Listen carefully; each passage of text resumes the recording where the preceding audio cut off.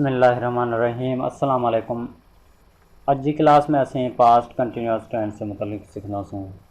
Past continuous tense छा हूंदो आहे ऐं इन खे असीं ग्रामर में कहिड़े तरीक़े सां इस्तेमालु करे सघूं था ऐं इन जा सेंटेंस असीं कीअं ठाहे सघूं था।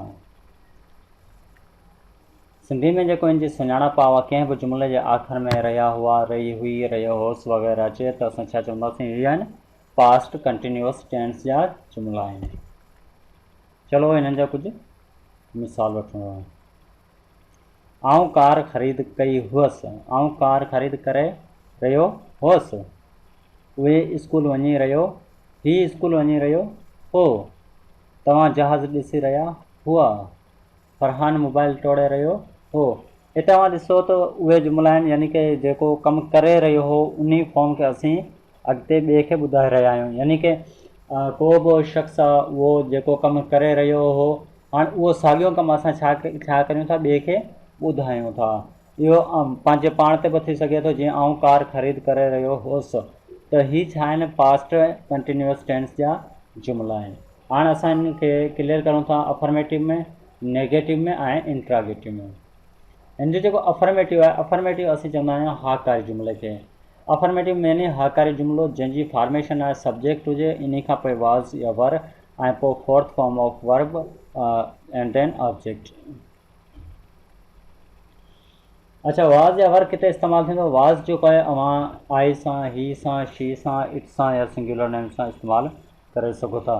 अगरि सब्जेक्ट में आई हुजे, ही हुजे, शी हुजे, इट हुजे या सिंगुलर नेम हुजे त अवां छा कंदा, आई वाज़ खे इस्तेमालु कंदा। वर जेको आहे तव्हां किथे इस्तेमालु करे सघो था? वर जेको आहे अवां वी सां, यू सां, दे सां ऐं प्लूरल नेम सां इस्तेमालु करे सघो था। चलो मिसाल वठो। I was listening music, he was plucking flowers, you are bathing in the pond। हिते ॾिसो वाज़ आई जेको आहे सब्जेक्ट में आहे त असीं वाज़ ॾिनोसीं। अगरि हिते ही हुजे हा पोइ बि वाज़ ॾियूं, लेकिन अगरि सब्जेक्ट में हिते यू हुजे हा त असीं हिते वर्ब बि इस्तेमालु करियूं आहे। असां सब्जेक्ट खां पोइ हेल्पिंग वर्ब इस्तेमालु कयोसीं ऐं वर्ब जी जेको आहे असीं फोर्थ फॉर्म इस्तेमालु कयोसीं। लिसन जी फोर्थ फॉर्म लिसनिंग, यानी कि इन में इंग जो इज़ाफ़ो करूं था। फोर्थ फॉर्म में म्यूज़िक, ठीकु आहे। म्यूज़िक हिते असांजो ऑब्जेक्ट आहे।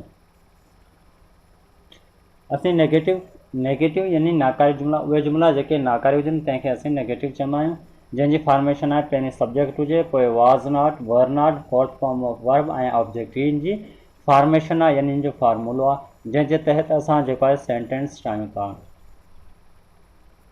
मिसालुनि में असां तव्हांखे सेंटेंस ठाहे ॾेखारूं था त इहे कीअं ठहंदा आहिनि। She was not making tea, Noor was not teaching English, Saba was not checking book, they were not playing hockey। हिते ॾिसो असां जेको जुमिलो असांजो सेम आहे, तरीक़ो सेम आहे, सिर्फ़ु असीं छा कयोसीं हिते, यानी कि हेल्पिंग वर्ब जेको वाज़ या वर आहे इन खां पोइ असांखे नॉट जो इज़ाफ़ो करिणो आहे। असां जॾहिं नॉट जो इज़ाफ़ो कंदासीं हीउ जुमिलो नाकारी में कन्वर्ट थी वेंदो। हाणे वधूं था अॻिते।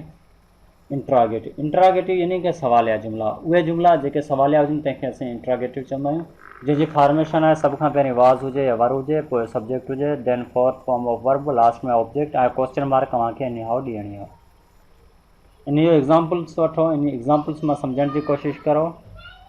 Were you reading news paper, वर दे ईटिंग ऑन एप्पल, वाज़ ही मेकिंग फिल्म, वाज़ शी लुकिंग अस।